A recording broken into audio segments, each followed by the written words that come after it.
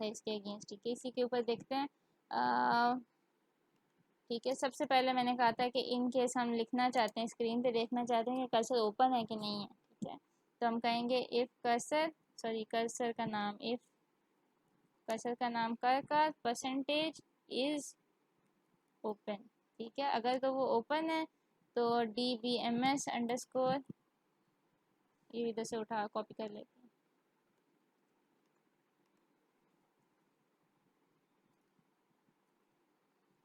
तो क्या प्रिंट कर देगा, कर्सर इज़ ओपन। ठीक है, और एंड इफ। ठीक है, अब है क्या कि देन मिसिंग है। ठीक है, इफ देन DBMS आउटपुट। अब कर्सर ओपन करेंगे, उसके बाद अगर यही स्टेटमेंट लिखेंगे तो आया ये रन होती है कि नहीं होती। ठीक है, पिछली एग्जांपल में क्या था कि यहाँ नॉट लिख दिया था और यहाँ लिखा था कर्सर इज क्लोज, तो इस वजह से वो चलता था। अच्छा, अभी देखें, ये मैंने रन किए, ये मैं डेफिनेटली रन नहीं होगा। ओपन कर्सर के बाद दोबारा से रन करेंगे, क्योंकि कर्सर अब ओपन हो चुका होगा तो ये रन हो जाएगा। ठीक है, फिर बच्चे ऐसे ही लूप था और एंड लूप था। ठीक है, उसके अलावा उसने क्या किया था कि इसकी जगह पे एक और स्टेटमेंट लिख दी थी, यानी एग्जिट वन की जगह पे उसने एक इफ़ स्पेशल लगा लिया था। ठीक है, मैं उस इफ़ को स्किप कर चुकी हूँ, उसकी जगह ये लिख दिया मैंने। ठीक है, जस्ट फॉर एक्सप्लेनिंग, अगर इसकी जगह मैं वो लिख दूंगी तब भी यही काम करेगा। और वो उसने क्या जो स्टेटमेंट लिखी थी वो इफ़ था, इफ़ कर car sorry car percentage is, sorry not found, not found. ठीक है, अगर ये बात दुरुस्त हो जाती है तो फिर क्या करें, प्रिंट भी करना है एक एक कहे के नो रोज लेफ्ट। ठीक है, और उसके अलावा एग्जिट भी कर जाए। ठीक है, अगर तो कोई रो रहती ही नहीं है प्रोसेस करने के लिए, और साथ ही साथ एंड इफ भी होना चाहिए। ठीक है, इस इफ पर या तो आप ये एक स्टेटमेंट लिख देते तब भी ठीक था, या ये 3 स्टेटमेंट लिखे हैं तब भी ठीक है। ठीक है, इस आउटपुट वाली लाइन को अगर छोड़ दें तो। अच्छा, फिर क्या हो गया, उसके अलावा और आउटपुट किया था उसने कुछ भी। ठीक है, ये आउटपुट उसके अलावा ऐसा करते हैं, इसके साथ लिख देते हैं जो हमारा रो काउंट चल रहा है। ठीक है, और हम उसे लिख देते हैं रो नम के नाम से, और कर्सर का नाम कर परसेंटेज एंड रो काउंट। ठीक, इसे नीचे लिख देते हैं ताकि पढ़ने में आसानी हो जाए। और एंड लूप हो गया, और एंड लूप करने के बाद देखें क्लोज नहीं किया था हमने पिछली दफ़ा, इस दफ़ा क्लोज कर लेते हैं कार।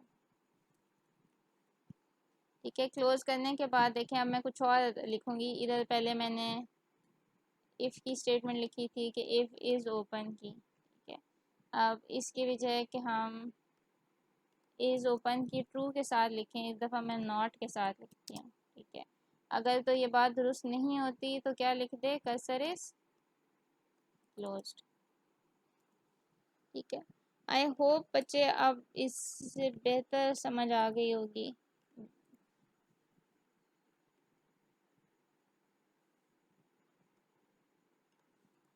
अच्छा, सिर्फ एक ही उसमें हमें नज़र आए, इसलिए थोड़ी सी हमें जगह बचानी पड़ेगी। एंड इफ साथ कर लेते हैं, एग्जिट वैन को इधर कर लेते हैं जो है। ठीक है, बाकी एंड इफ भी इसके साथ कर लेते हैं।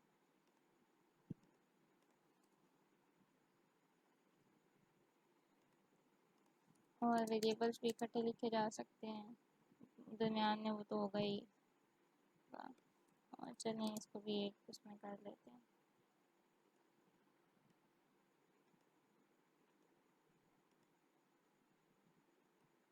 कैसे बताना चाहती हूँ कि आपको एक ही उसमें नज़र आए, करना क्या है, कर्सर बनाया हुआ है, रन करते हैं। कर्सर की डिक्लेयर किया था हमने कर्सर। ठीक है, 3 वेरिएबल्स बनाए थे क्योंकि ये स्टार 3 वैल्यूज़ लेके आता था वापस, इसलिए हमने 3 वेरिएबल्स बनाए। ये स्टार क्योंकि 3 वैल्यूज़ लेके आता था, इसलिए 3 वेरिएबल्स बनाए हमने।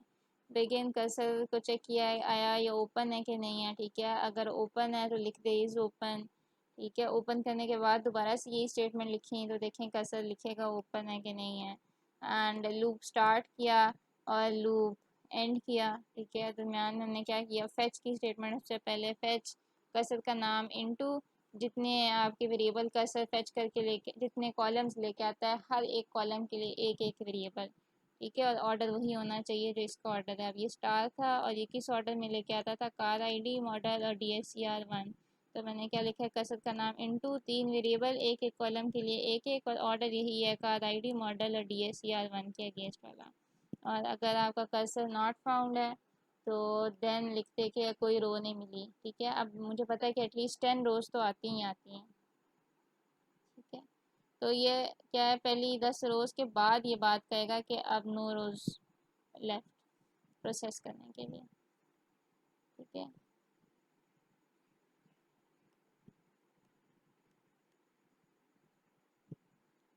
ठीक है बच्चे, तो आपके पास कर्सर इज ओपन लिखा आ रहा है, ठीक है। पहली स्टेटमेंट नहीं लिखी आ रही क्योंकि कर्सर उस वक्त ओपन नहीं था, एक दफ़ा ओपन करने के बाद कर्सर ओपन हो गया।